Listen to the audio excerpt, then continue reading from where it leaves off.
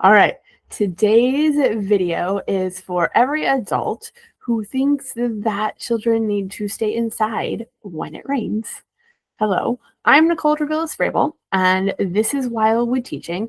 And today I am going to give you a number of playful ways that you can get outside there in the rain and help preschoolers learn all sorts of things. I'm going to start with my standard disclaimer. Now, when I go through these ideas, I have separated them into different subjects, domains, right? Here's where you learn motor skills. Here are some ideas for literacy. That's not how I suggest that you go about using them. All right, kids, it is fine motor skill time, right? I suggest that you follow what the children are doing, see what they're interested in, have these ideas kind of in your back pocket that you can pull out based on what the children are doing outside in the rain.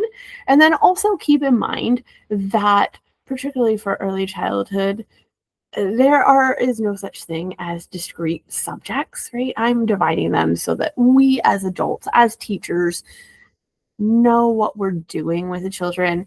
But for children, there's going to be a lot of overlap, and that is okay. All right, let's get into it. And let's start with some sensory and motor skill things that you can learn outside in the rain. First, I'm going to start with the obvious one, right? Lean into the practice of balance and coordination. And children want to splash in the puddles. This is great, right? They're going to learn balance and coordination. Can we challenge them to leap over the puddle with one foot? Or to go from puddle to puddle, one foot after the other in a skipping motion?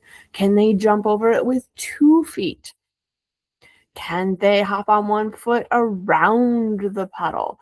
Can we gallop around it? No shortage of the amount of creative movement that you can do around the puddle. And if you want to turn on music at the same time, even better. You can also activate all of the children's senses, right? So on a rainy day, just sit and listen to the drops as they hit different objects. We are lucky enough here to have a tin roof in our covered area, and it's actually a whole lot of fun to listen to the rain, and we can determine, right, is this a gentle rain, a hard rain, based on how loud the sounds are on the roof. But how does the rain sound different when it hits different objects? Right? What about when it hits the leaves, when it hits the ground, when it hits your jacket? How does it sound when it is hitting wood versus cement versus metal? Right? And then help the children stretch their vocabulary to describe these different sounds. So, of course, that's going to lead us into some other ideas. I think you could also combine this with your dance, right? Your coordination around the puddle, right? So make up a puddle dance with lyrics. And usually what I do with kids is we take a familiar song and we change up the lyrics. And we could focus on vocabulary, right? So it could be, this is the way we stretch our forearms, stretch our forearms, stretch our forearms. This is the way we stretch our forearms to reach over the puddle. Or this is the way we clomp our feet, clomp our feet, clomp our feet. This is the way we clomp our feet and sway to the beat. Don't know what it is. Your children are going to come up with these, and we're going to start thinking about the words, and maybe they do the motions and we describe what they're doing for them so that they are coming up with these different vocabulary words. You could also use it to practice rhymes. My kids went through a phase where they changed the Five Little Ducks song to Five Little Everything, right? We had Five Little Monsters. We had 5 little bumblebees. We had 5 little trucks. And each time they had to think about something that made sense, right? We wanted our song to make sense for whatever they were thinking about. And they also wanted to generate rhymes. So, right, this is with the puddle, right? 5 little kids went out one day, splashed in the puddle, then ran away. Or 5 little kids jumped up and down, splashed their way all over town. The kids will come up with this. Trust them, they can do it. You could also do alliteration, which is children practicing their first letter sounds of a word, right? And it doesn't have to be a song. You can do splendid Susie splashed and sang. Squealing delight as she ran in the rain. You could also, and here's where I am going to tilt my screen so that you can see. I've got my pretend little puddle of water here. So you can take a stick, and children can take a stick and just practice writing in the puddles. Now, of course, they're going to see the lines kind of appear and disappear as they make them. That's okay, because what you're trying to do is do this motor memory, right? As they're moving, right? You can also have some mark making cards, right? That they can have along with it, or letter cards if they're laminated and can be in the rain, right? Also, while I have the puddle here, I'm going to talk about kind of some experiments that were created by the kids, right? And by created by the kids, this really means, right, I was watching them and figuring out what they were doing. I had, shaving cream on trays for them to practice fine motor mark making, either with a stick or with their finger. And at some point it was raining, right? I had the shaving cream under this covered area. And some child brought the tray out into the rain and watched as the shaving cream just kind of disappeared, right? It washed away, it dissolved in the rain. And soon all the children were dissolving the shaving cream. And so this led to some other experiments that we did with dissolution, right? What other substances can dissolve in the rain? So you can have, a muffin tin if you want to have all the substances next to each other to compare and contrast how they work in the rain, or children could have their own little containers. And then all you need are familiar substances, right? You got baking soda. I emptied my kitchen. Baking soda, breadcrumbs, sugar, salt, gravel, soil, right? How do these substances behave in the rain? And again, what vocabulary can we put to it? What conclusions can we make, right? You can also do liquid version of that, right? So, you are taking, again, common objects, dish soap, oil, juice, right? And then you have your pipettes, right? And you are dropping them into the puddle and figuring out, right, how do they behave in the water, right? The oil is going to behave very differently than the soap. Which ones float on top? Which ones sink to the bottom? Which ones can you stir in and dissolve? And which ones you stir and it comes back together, right? And doesn't dissolve into the water. Just make sure that, especially if you are doing this in an actual puddle outside, that one, all of your materials are allergen free and that they are environmentally safe, so that if they are going to be out there, right, in the puddle, they are safe for the animals, they are safe for the plants, they are safe to leave out there in the environment. The other thing that the kids did after they were taking their trays out to the water is that they did actually take their trays and kind of uh, dump them into the puddle. And then they were stirring up the shaving cream, right?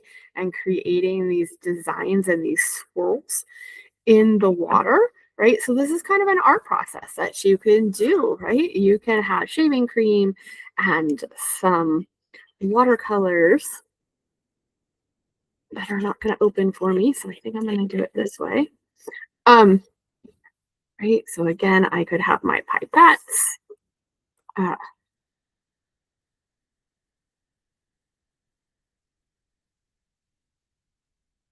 and I am mixing, doing some color mixing, doing some shaving cream. This one seems like it had soap in it too, those bubbles, right? Um, so that I have kind of an art experience that I can make right in the puddle, right? You can also take what we did after that to um, further the art experience was we took powdered temperas and the kids got to put the tempera powders onto paper and then take their tray out into the rain and watch as the rain colored their paper for them. You can also do this with regular tempera paints where you have maybe the tempera dots at the top. I don't actually have rain, so I'm going to simulate rain here.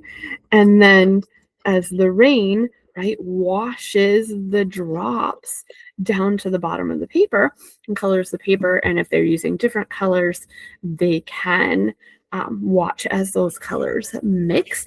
Now, those two things, right, watching the powdered tempera dissolve in the rain or creating art by having your paint kind of drip down to the bottom. Those work best if in a light rain. If you happen to have a heavier rain, what I would suggest is getting your paper soaked first. So go ahead and put your paper on the tray, have the children take the paper out into the rain and get it soaked. And then either use your watercolors dropping, right? Dropping the watercolors on the wet paper, right? And watching as they spread out and join each other. Or again, taking the paint to the wet paper and letting the water be part of a process that way.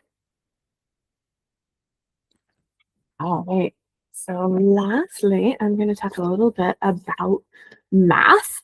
Math is super easy to practice outside. The one thing that comes to mind is raindrop races, right? So you can do this with a single raindrop, right? Where you are just following a raindrop as it is maybe, going down that. I have the post here, right? Pick a raindrop, count how long it takes, right? So you're counting seconds, sort of, how long it takes to get from that spot all the way to the bottom of the piece of furniture or whatever you've tracked. Or children can have a race, right? They each pick a raindrop, right? And then they are watching which one is going to hit the ground first. Or it might dissolve into the wood before it hits the ground, right? So that is another math process. And you can measure the rivulets with non-standard measures, with an actual ruler, right? How long of a trail did it make, right? And can we measure that in some way?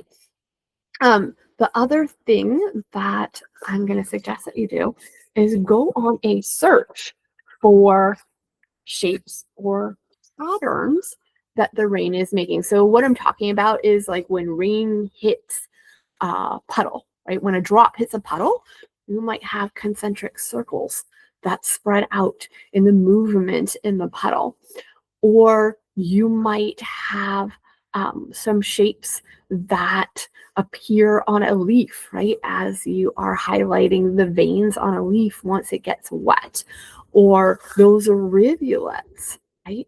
Might be tracing a pattern, right? Because you might have rivulet, space, rivulet, space, rivulet, space. It's not really important that you know going out there what exactly shapes, patterns you're going to find. It's a question for the children, right? Like, ooh, I just noticed that, if I look at, how the rain is trailing in the dirt here down the hill, that, it made a little triangle as it went around this stone. I'm wondering what other shapes we can find. And then it's just being open to children's curiosity, and they'll find stuff. They will, even if it doesn't exist, they will find stuff and they will tell you, I saw this shape or I saw this pattern, I found a pattern here. Um, so really what you want to do for all of these ideas is open it up to children's curiosity, to their questioning, and just be curious along with them to play around with things and explore. So I hope this gave you some ideas to start with, and then I'm sure you will come up with many more on your own. Please share them with us so that we can all have the benefits of it. You can comment on this video. You can get in touch with me through my newsletter. You can find us on Facebook or Instagram, and share your children's ahas and your own with the rest of our community. And then join us here next week for another free episode of Wildwood Teaching. I will see you there.